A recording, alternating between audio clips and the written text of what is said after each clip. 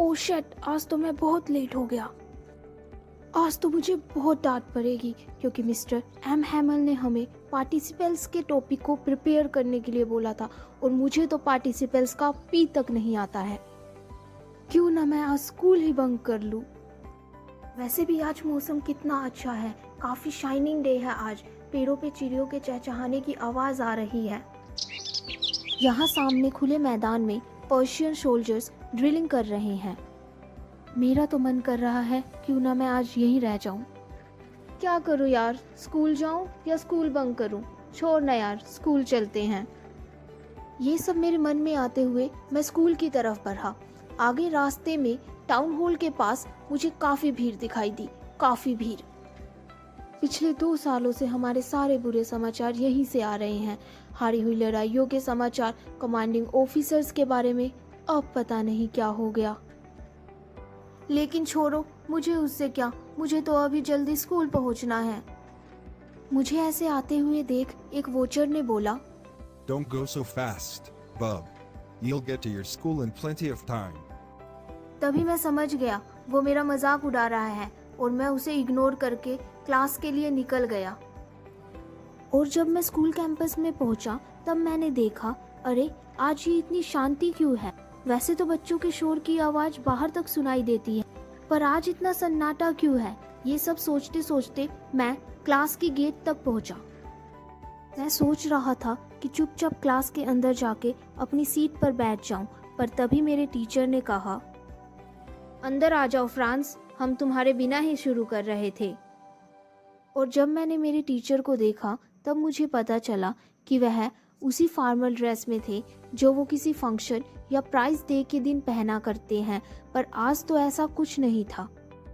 और जब मैंने क्लास की तरफ देखा तो मुझे पता चला जो बैक बेंचेस हमेशा खाली रहते थे, आज वहाँ पे कुछ विलेजर्स आके बैठे हुए हैं। मैं ये सब देख ही रहा था कि मिस्टर एम हैमल ने कहा, मेरे बच्चों, आज तुम्हारा फ्रेंच का लास्ट लेसन है क्योंकि बर्लिन से ऑर्डर आया है कि एल्सिस एंड लोरेन के स्कूल्स में अब बस जर्मन लैंग्वेज पढ़ाई जाएगी और तुम्हारे नए टीचर्स कल से आ जाएंगे। उनके ऐसे कहते ही मैंने सोचा, क्या लास्ट लेसन? मुझे तो अभी फ्रेंच लिखनी भी नहीं आती और आज मेरा लास्ट लेसन है। आज मुझे बहुत बुरा लग रहा था क्योंकि हमेशा से मैं क्लास बंक कर दिया करता था या क्लास में किसी और ही ख्यालों में डूबा रहता था। जो किताबें मुझे पहले मेरे दुश्मन की तरह लगती थी, आज मेरे पुराने दोस्तों की तरह लग रही थी, जिन्हें मैं आज के बाद कभी नहीं पढ़ पाऊंगा। और मेरे टीचर जो मुझे हमेशा से ही बहुत खड़ूस लगते थे, आज बहुत ही प्यारे लग रहे थे। मैंने कभी सोचा भी नहीं था कि मैं मेरी फ्रेंच लैंग्वेज को नहीं सीख पाऊंगा। अब मुझे पता चला कि बुलेटिन बोर्ड पे इतनी भीड़ क्यों लगी थी और मिस्टर एम हैमल ने ऐसी ड्रेस क्यों पहनी है। ये गांव वाले मिस्टर एम हैमल को उनकी 40 साल की सर्विस के लिए थैंक यू बोलने आए हैं।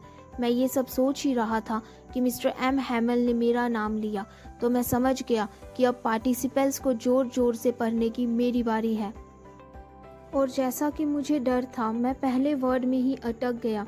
मुझे लगा अब मेरे टीचर मुझे पनिश करेंगे, पर उन्होंने कहा, देखो फ्रेंड्स, मैं तुम्हें नहीं पनिश करूंगा, इसका तुम्हें खुद बुरा लगना चाहिए। तुम्हें हमेशा से लगता था कि तुम्हारे पास बहुत टाइम है, बट देखो क्या हो गया। अब तुम तुम्हारी मदर लैंग्वेज भी नहीं सीख पाओगे। बट इसमें तुम्हारी गलती नहीं है, इसमें तुम्हारे पेरेंट्स की भी गलती है जिन्होंने तुम्हारी पढ़ाई पे ध्यान नहीं दिया, और मेरी भी गलती है क्योंकि मैं कभी कभी क्लास बंक कर देता था और फिशिंग के लिए चला जाता था। और फिर हमारे टीचर ने पार्टिसिपल्स का टॉपिक पढ़ाना स्टार्ट किया। मुझे ऐसा लग रहा था कि मिस्टर एम हैमल ने आज से पहले कभी ऐसा पढ़ाया ही नहीं, या फिर कह सकते हैं कि मैंने कभी इतने ध्यान से पढ़ा ही नहीं। मुझे एक एक शब्द बहुत अच्छी तरह से समझ आ गया। देन पार्टिसिपल्स का टॉपिक खत्म होने के बाद मिस्टर एम हैमल ने हमें कुछ कॉपियाँ दी जिसपे बड़े बड़े शब्दों में लिखा हुआ था, France else's, France else's, France else's. फिर सबने लिखना शुरू किया।